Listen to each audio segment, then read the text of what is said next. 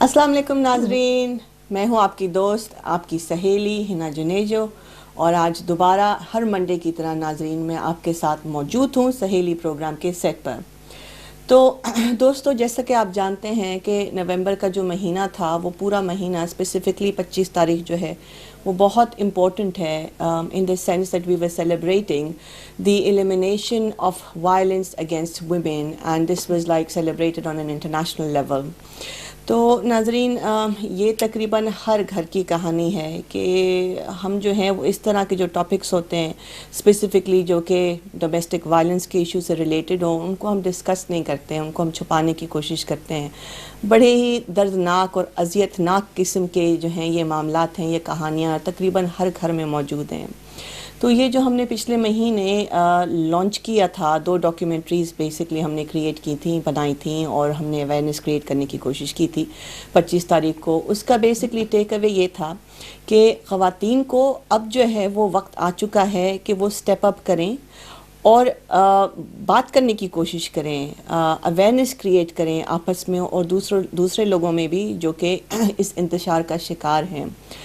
आप अंदाज़ा नहीं कर सकते कि आपके चुप रहने की वजह से न सिर्फ आप ख़ुद डिस्टर्ब रहेंगे मेंटली और फिज़िकली और इमोशनली, बल्कि आपके बच्चे भी जो हैं वो सफ़र करते हैं इस हवाले से। तो नाजरीन, आज का जो हमारा प्रोग्राम है ये बेसिकली इस वजह से नहीं हमने ऑन एयर किया कि हम डोमेस्टिक वायलेंस के इशू को पकड़कर फ़र्दर डिस्कस करें, क्योंकि वो तकरीबन हर घर की कहानी और हम सभी जानते हैं कि ये इसके अंदर जो है वो क्या कुछ इन्वॉल्व होता है।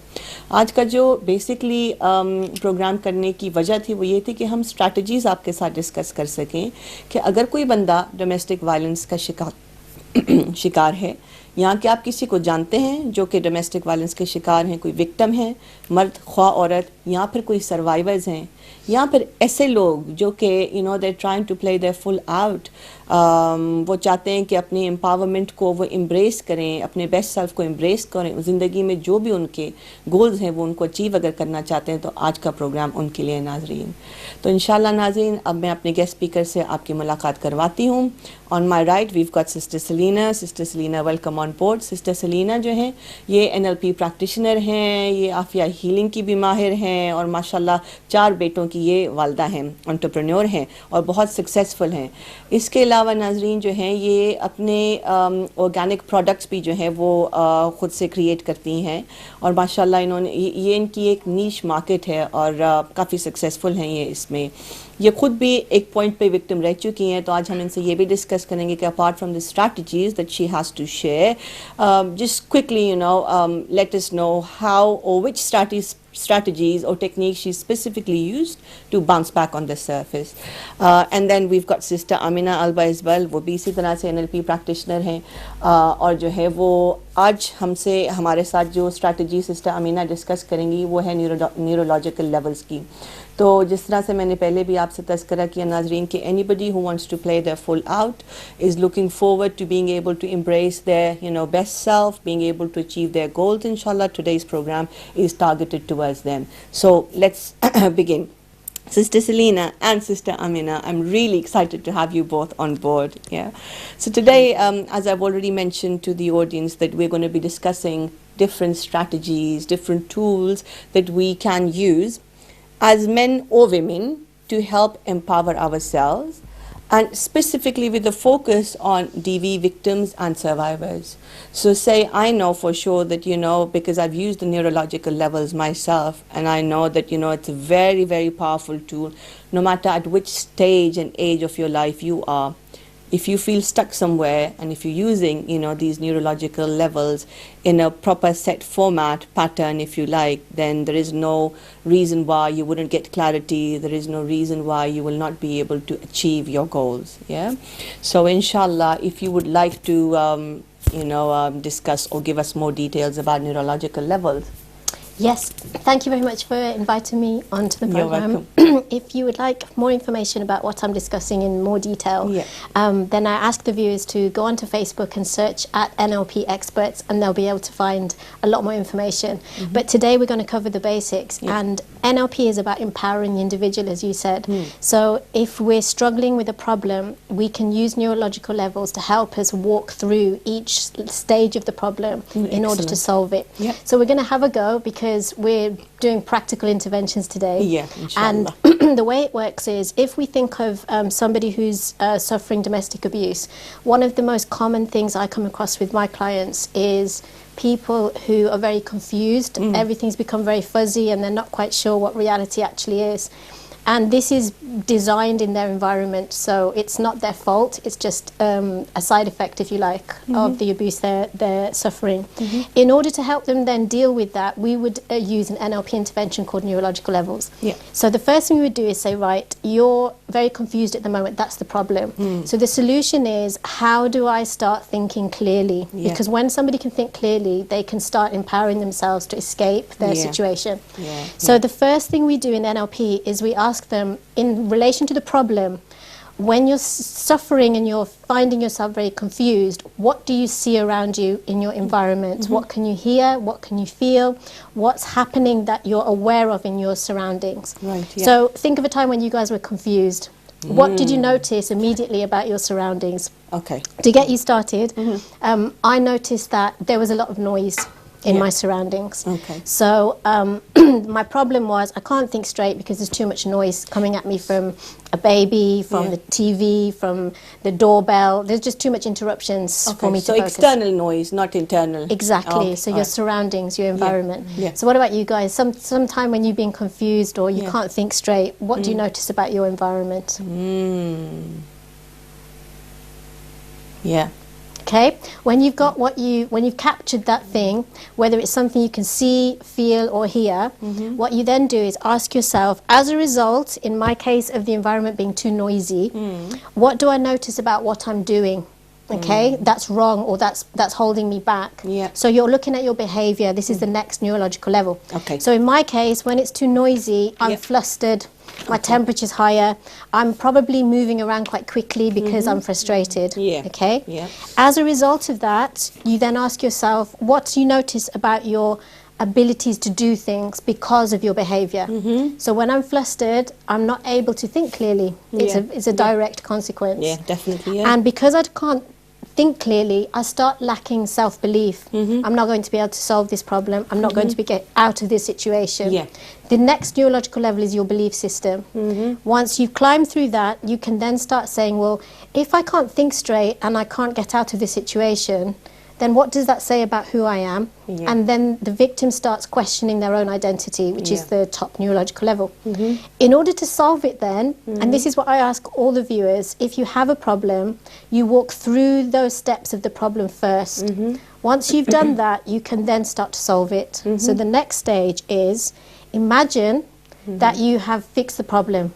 I'm now thinking clearly. I'm in my home and I'm thinking clearly. What do I notice? So in my case, if I use my imagination and I'm thinking clearly, I actually have a pen and a piece of paper, because I like to write things down when I'm thinking clearly. And what I also notice is I don't have any radio on, no TV on, the kids are in school. I'm actually alone. I think most clearly when I'm on my own. So this is just showing you how to assess your environment using your imagination, so the other side of your brain, to solve the problem. So you imagine yourself thinking really focused and clearly. And for me, that's what I need in my environment. As a result of that, then I climb up the neurological level. What do I notice I'm doing? My behavior's changed.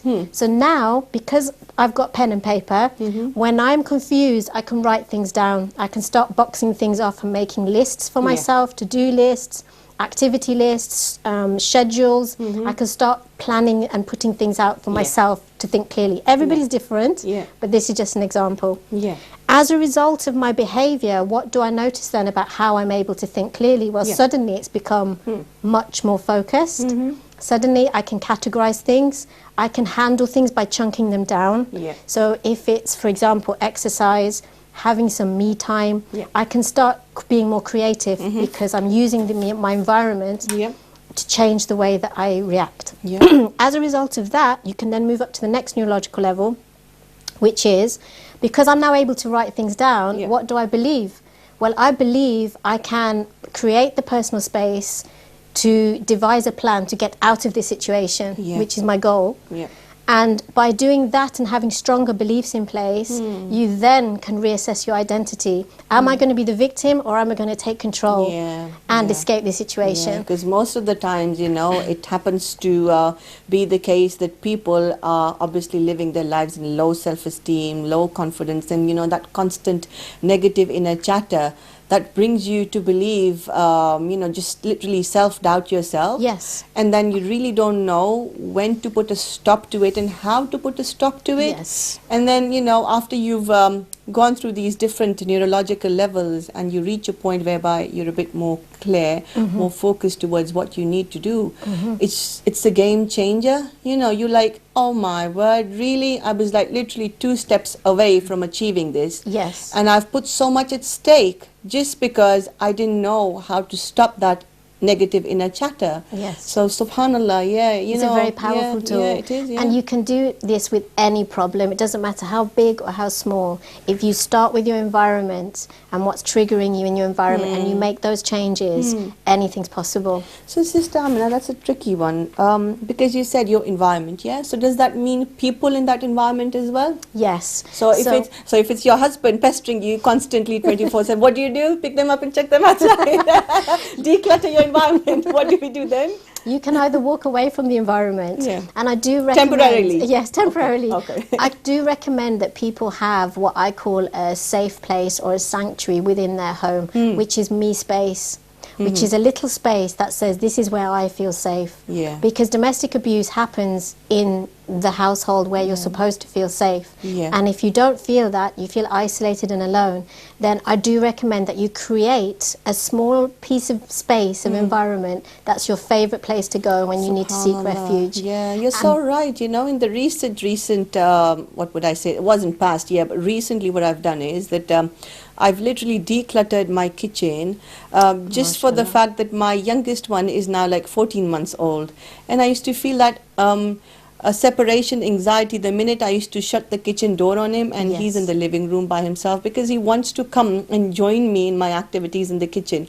Obviously, I'm thinking it's not going to be that safe for him, but then, you know, how bad can it get if it's all monitored? And if you're able to, you know, make a safe space or a little corner like on the side for your child to sit there, and then, you know, because as coming from an Asian family, I think I'm spending most of my time in the kitchens, and Selena would agree with that, you know, knowingly that every now and then you're posting on your Facebooks, you know, maze ke meals aa rahe hain. So I'm like, kis waqt time milta hai ladki tumhe ke tum aur itne sare kaam karti ho? Because she's constantly in the kitchen just like myself, and bless her, she's got 4, you know, mouths to feed and deal with different kind of farmaishein ho rahi hongi all the time.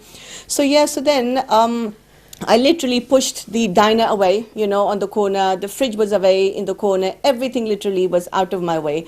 And then just to make it a bit more cozy for the child, I've put a big rug, you know, in the middle. So then what we do is, whilst I've put the things cooking on the hob, me and my little one, we just sit on that, you know, in the middle, and he just sits down playing with me, doing his own things. And I can just pick up Quran and start reading it, or I'm just doing my salah over there. And that space has eventually become my, you know, safe haven, if you like, because nobody in my family likes going to the kitchen. Nobody wants to cook. Once when the food is ready, it's been laid on the table, and they get, you know, they get a shout out from me that the food is ready, kids, come on. That's the only time my family would come and sit and, you know, enter the kitchen, eat, and then that's it, off they go. But yeah, I thought, okay, nobody wants to come to the kitchen, so maybe that can be my safest place for me and my baby. So I've been enjoying that. You're absolutely right, that every household would definitely have that one space where you feel that, you know, you can spend more of your time there. You just need to be more creative with it, to be fair. Yes, that's right. Yeah. Think outside of the box. Yeah. It's interesting because when you translate it to situations where there's a toxic environment, you know, there are children often involved, and if we can create that little space where they really pick up your internal sense of confidence, calm, they pick up all of that, you see. It's really important. Alhamdulillah, alhamdulillah. Oh, excellent. What do you have to say about that, Selena? What is your safe haven in your house? But now, I think that the environment has a huge impact, and I mean, if you can't change the environment, then I think the best you can do is manage the situation. But in order to sort of evolve from where you're at, changing the environment plays a huge part Yeah. in that. And something that I want to talk about is association and dissociation, which is a concept used in NLP as well. And it's very similar to the environment. Whereas when we're in a situation of conflict, often we are looking at the situation through our own eyes. Okay. Yeah. And when we're looking at a situation through our own eyes, our emotions are very intense. Yeah, you're and it doesn't invested, give us the ability to look at something in a dispassionate, unbiased way. Yeah. And we can only look at the situation from our own perspective and not of those around us. So what I would say that whenever you're in a situation of conflict and you're seeing everything through your eyes, what you want to do is you want to take that visual, you want to take that image of you in that situation, and you want to put it out there. Right. Where you can see yourself in that situation. Yeah. So you're not looking through your own eyes, you're looking at this picture and you're in that picture as well. Okay, so can we say that you're taking a balcony view? Yes. Okay. Yes, very much so. And what that does is immediately, when you do that, you will feel your emotions sort of decrease very quickly, and you're able to think rationally, and not only are you looking at the situation from your own perspective, but also all the others that are involved. Yeah. Often when you're in the middle of things and you're surrounded by what's happening, whether that's abuse, whether it's you know, tane and Jallikatti baatein. and disrespect or anything, when you're in that situation, it's very hard to sort of think what you need to do in that situation, what you need to do for yourself, what's happening to you when you're in that situation. Even with myself, when I was going through domestic violence, when I was in that situation, I never had any clarity, so I couldn't think, what should my next move be?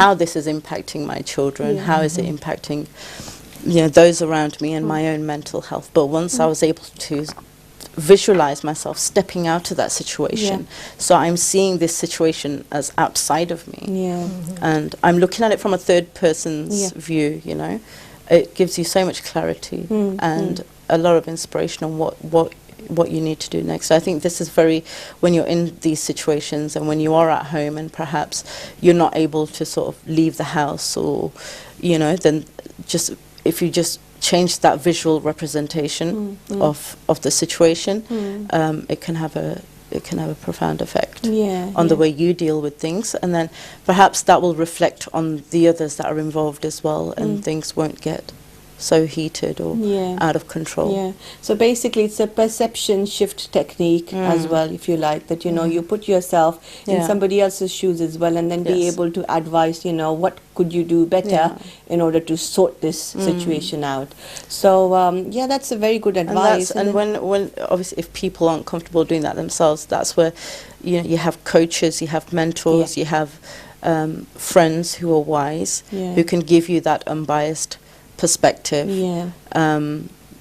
If that's what you prefer, then those people are there as well. For example, if you're in a situation where you have conflict with your spouse, you don't necessarily want to go to someone who might have you know, their own vested interests in that. For example, a mother-in-law or your own mother, they're vested in that situation, in that relationship. So ideally you want to go to someone who's going to be a non-biased third party, and who can sort of direct you in the right way. I mean, based on my own personal experience of being a DV victim for 12 years and now, alhamdulillah, proud survivor, look where we are now, alhamdulillah, enjoying our lives, enjoying our empowerment, enjoying all the bounties Allah subhanahu wa ta'ala has bestowed upon us, alhamdulillah. So a big round of applause for all three of us and for all the sisters out there who are making it, you know, happen for themselves, bi'izniallah.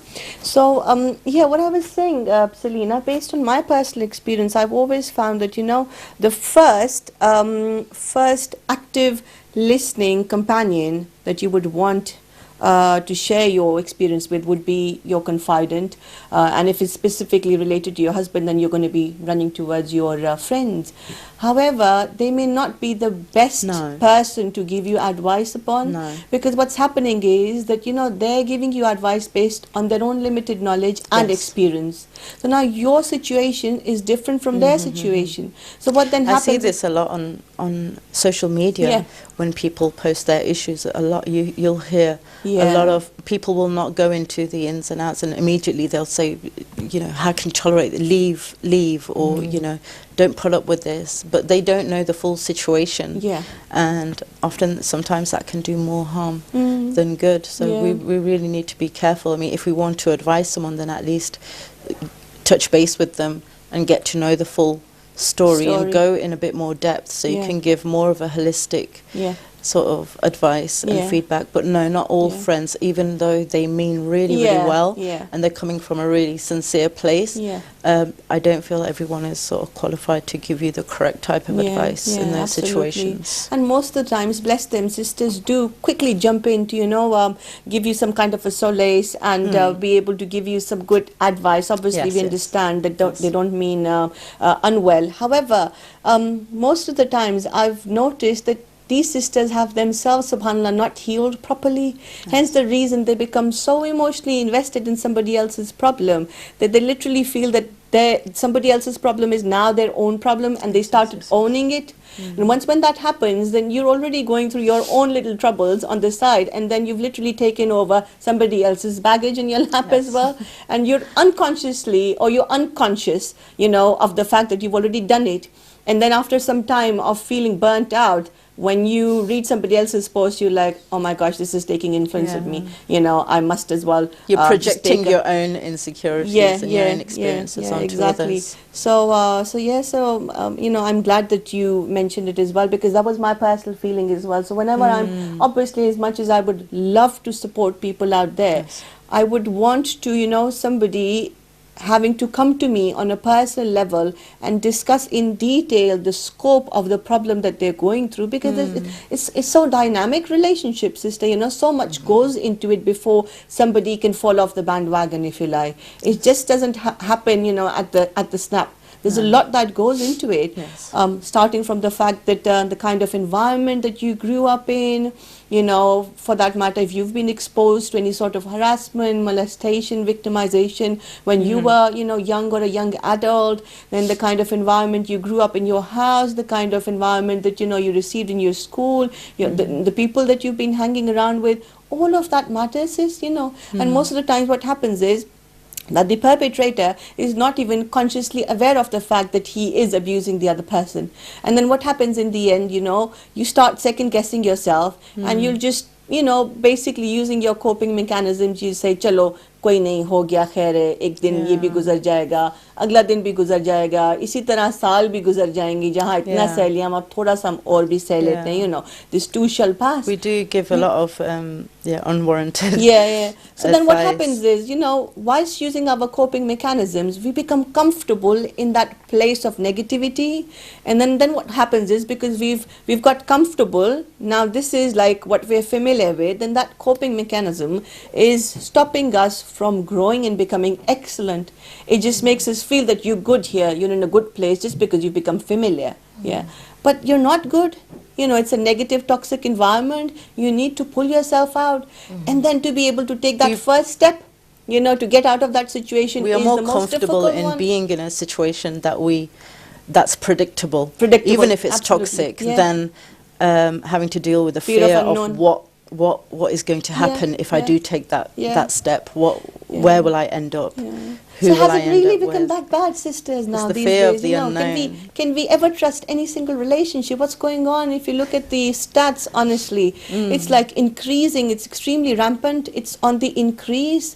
So what do you think is happening? What's wrong with, you know, because I don't want to sound, say, a feminist saying that, oh, women are the only ones who are victims. Men at times are also victims. So it's working both ways. But what's going wrong? Why is there so much frustration in, you know, in our environments amongst human beings? I think in our community there's a lot of enabling, and I think the community has to take some sort of responsibility in this as well.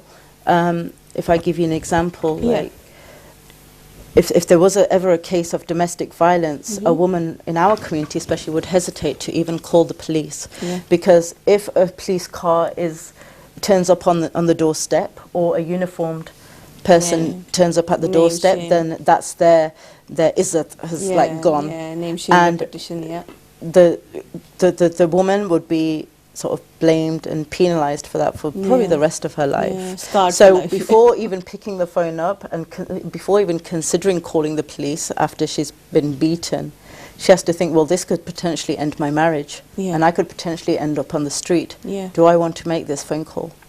So I think parents should make this clear, that look, if you're going to cross that boundary where you're going to become physically abusive and to the point where she's feeling unsafe in her own home, then she has our full support, that she can call the authorities and make sure that she's kept safe, and we will support her in that. So she knows that if she takes that step, then she has the support of her in-laws, and she has the support of her parents, and that will serve as a deterrent. On the flip side of the coin, it could be that statistics are reflecting not the fact that domestic violence has increased, but the fact that more people are stepping forward and reporting it. So it could actually be a positive sign that people feel more comfortable now that if this is happening, I can go to the police, I can go to Women's Aid, I can go to NLP experts or whoever. There are support mechanisms out there now that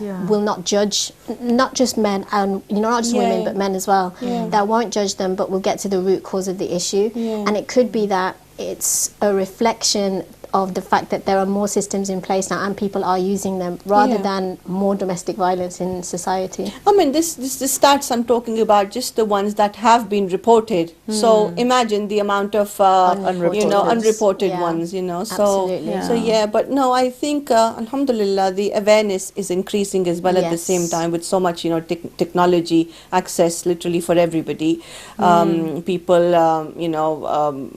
specifically, let's say that they're scared or they're fearful, whatever might their inner mindset be, not to report the circumstance. However, they do have access to information of how can they themselves then support themselves out of the situation, what kind of content material is available online to be able to really decipher whether is it them who are wrong, or is it that they're made to feel that they're deluded, or is it their spouse who's wrong? Because before you jump the gun and even report it, it's very important for females and for males as well to first really identify that does this fall under the category of emotional abuse or mental abuse, because that's the difficult one. If it's a physical abuse, obviously clearly you've been beaten up, but when it's emotional abuse and it's been carrying on over years and years, and children are also become a part of it, then where do you go from there? Because by that time you've already been conditioned that you've started second guessing yourself. You're not even clear if this does fall under the category of emotional and mental abuse or not. You understand? So for me, I'm thinking that's the most difficult one. So what do you suggest? I'm just thinking that the worst thing ever that can be for sisters, yes, that there's a lot of information out there that you can access to be able to get more clarity on which specific category of domestic violence do you fall under. The worst thing that I think women can, or men at the same time, can do is to compare themselves, their relationship and their spouse with somebody else. Because that's where everything goes topsy-turvy. Because every person is unique, every person's situation is unique to them, as you, Selena, mentioned earlier on, that only you would be able to understand how bad can it get or how worse it's been in the future. So I think that when people start comparing their relationship or their man or their wife with other people, then that's the worst thing, to pull you down. What do you think? This is the danger of social media. I think when we're trying to escape from the horrificness of our situation, it's very tempting to go onto social media and see what the rest of the world's doing. And then everybody is placing their very best photo or their happy occasion. They don't put the reality of what's happening behind closed doors. They put the fun bits and the positive bits. So when you're looking at that, you start thinking that everyone else is having a great time except me. And that's the danger of social media. So I recommend clients have face-to-face interactions, meaningful ones, with just a handful of close contacts, as opposed to reaching out to social media where they don't really know the people particularly well beyond, you know, the odd posts that they put up, and they actually have meaningful relationships to help them get out of their situation. Yeah, that's so true. And then again, you know, as a practitioner, as a professional person, obviously, if you've been able to add value to that one person's life, they're going to go and promote your services to others, you know. And then it's just going to be the case like back in the days when there was no social media, there wasn't enough access to internet. For that matter, there wasn't internet, you know, in place. At least I'm from that era when, you know, I didn't grow up having internet inside my house or even, you know, available in the schools. So, yeah, having said that, I think from there on, it's very important for people, specifically for the victims and for the survivors for that matter, to understand what would help them feel more empowered. So we're talking about, or we're looking at the core values that they have, their core beliefs, who they are, and then, you know, from there on set boundaries for themselves. So that's going to be also like their virtual safe space, if you like. You were talking about the environmental, you know, physical safe space, but there has to be a virtual safe space as well, whereby that's you, that's your space, and if somebody tries to make you feel uncomfortable, evade that bubble if you like, then that's it. Alarm bells should start going off immediately at that point in time, you know, rather than leaving it for too long and then being deluded and second guessing yourself. You've been, you know, put into gaslighting situation and this, that, the other.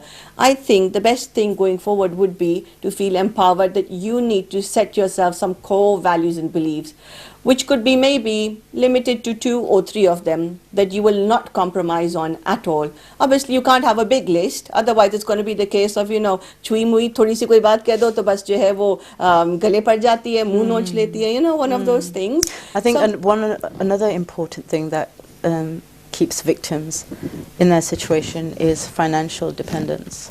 And we actually, I think in our community, we encourage that a lot. We say that a woman, if she's earning, then she's compromising her responsibility as a wife and as a mother. And with many victims that I've come across, one of the biggest reasons is that I can't afford to move out. I can't afford to leave this relationship. And in our culture, we're told that the man is the breadwinner, so he's the one that's financially responsible.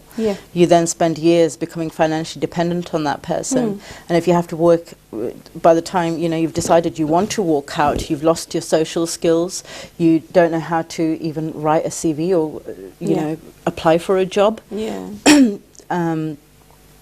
you have no investments. I mean, as a culture, we have huge weddings and we spend thousands, and I would say to parents that who are thinking of getting their daughters married, give them money, invest their money in something, set some sort of investment up, or buy them a property. Don't spend so much on weddings, but give them something that they can fall back on, so that if they are stuck in a violent marriage or an abusive marriage, that they're not stopping because they don't have the funds to get out, because it either means do I keep a roof over mine and my children's head, or do I risk becoming homeless and not knowing what kind of environment my children and I'm going to end up in, and for how long? You're so right. I mean, on that note, Sister Amina, I remember you telling me about one property that you have in Small Heath, and you were intending to, you know, let sisters who are suffering or you know, who are in need, basically, you wanted them to come and make use of that place. So can you share some more details about that, please? It's very early stage at the moment, so it's going to be a couple of months, I think, before it's ready, or inshallah. But the idea is just to have a place where a sister can go to, where she can escape, as we said earlier, the environment, in order to get some headspace together, in order to pull herself together, and similar to a refuge, really. But we want to provide support to her emotionally while she's there. So instead of just renting privately, she actually gets a service alongside it. Subhanallah. I just think it's really important. The demand is out there. And as you said, you know, it's difficult financially for sisters. In the UK, we do have a very good benefit system. So I would say I didn't know how strong that benefit system was, but actually it is very good in the UK compared to other countries. So, but I think a lot of people don't know. They don't know how to access it. They don't know what they're entitled to. So there's an education process, and anyone who is trying to escape domestic violence they're or in that abuse, survival mindset, aren't they? So expecting them to fill in forms and it's hard. you know, do these kind of things. They're not in the right frame of mind. That's right. Their concern is this roof going to stay on my head? Am I going to be able to feed? Are my children going to get the next meal? So they're in that survival mindset, and it's up to us as a community to then provide that support to get them out of that and into more of a sort of community supportive environment where they feel safe. Because it's that emotional support that they need really initially, you know, because Allah subhanahu wa ta'ala, they can do it. Absolutely. For them to, you know, have that mindset shift to be able to relive their real self, you know, to be able to play full out and realize who they are. Because Allah subhanahu wa ta'ala has created women so beautifully powerful, you know, we're nurturers, we're mothers. When it comes to being warriors for our children and our rights, we can do that. When it comes to being a passionate lover, you know, to give some solace to your husbands, we're always available there. You know, we juggle with so many different roles. We love wearing so many different hats. So it's just that, it's just the case of being available there to those sisters who are in need, to be able to provide them some emotional support and make them revamp their belief system, basically, that you can do it. And that's all that they need, because rizq is from Allah, isn't it? Whatever is destined to happen, it will happen. But if you're able to revive your self-confidence, I think that makes the whole lot of a difference towards how you approach your life. It's very important. It's important that we help these women heal, because if they're not healed and they're raising the next generation of men, and they have this belief that men are toxic and they're not safe and they're dangerous, they're raising boys. I'm a mother of 4 boys, and I'm very conscious of this, that I don't use certain labels for men because I don't want my boys to live up to those labels.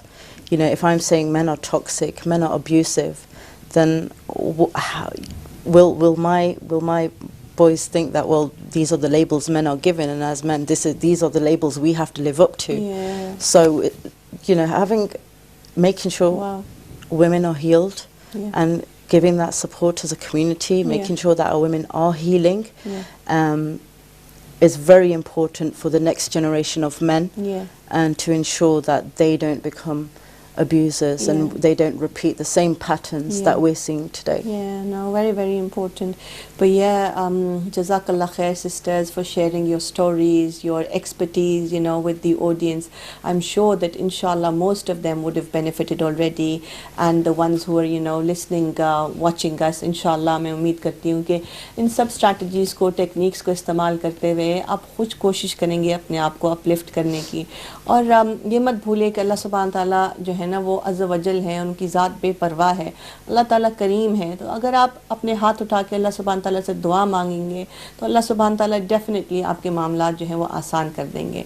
तो ये तो spiritual element के हवाले से बात हो गई। और जहाँ तक दुनियावी टूल्स और टेक्निक्स का सवाल पैदा होता है, तो हम तीनों ने अल्हम्दुलिल्लाह आपके साथ बेहतरीन, यू नो, मुफीद बेनिफिशियल स्ट्रैटेजीज शेयर की हैं।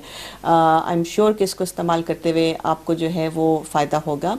And in case if you want to reach out to us, you can reach out to Sister Amina, you can reach out to Sister Selina Hanif, for that matter to me as well, in case if you feel that you wanna, you know, you want an active ear to listen to, or if you wanna give us a shout relating to any specific problem that you're going through under the category of relationship.